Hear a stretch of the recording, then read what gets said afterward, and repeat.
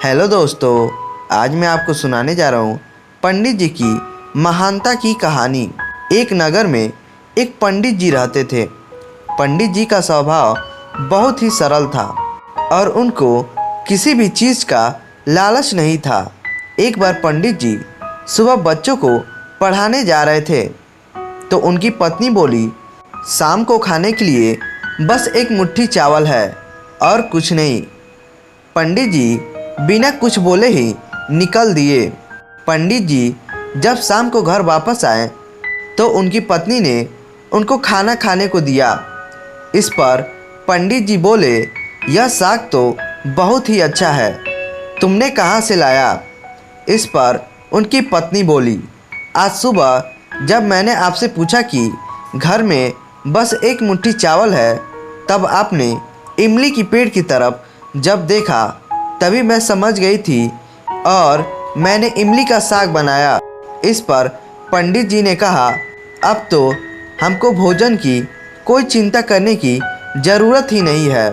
पंडित जी जिस नगर में रहते थे, जब उस नगर के राजा को पंडित जी के गरीबी के बारे में पता चला तो राजा ने पंडित जी को अपने महल के पास आकर रहने का प्रस्ताव दिया, लेकिन पंडित जी ने मना कर दिया। इस पर राजा को बहुत अजीब सा लगा और वह खुद पंडित जी की छोटी सी कुटिया में मिलने के लिए पहुंच गया।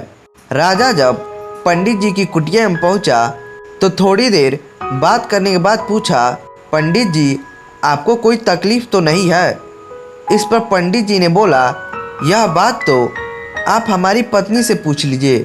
फिर यही बात राजा ने उनकी पत्नी से पूछा तो पंडित जी की पत्नी ने बोला, नहीं, अभी तो मेरे कपड़े फटे भी नहीं है और मटका भी नहीं टूटा और इमली का पेड़ भी है, इसलिए अभी हम लोगों को कोई भी परेशानी नहीं है।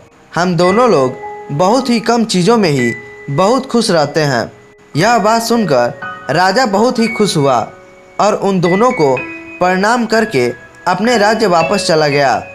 तो दोस्तों, इस कहानी से हमें यह सीख मिलती है कि जीवन में खुश रहना सीखो। ज़रूरी नहीं है कि आपके पास राजमहल हो तभी आप खुश रह सकते हो।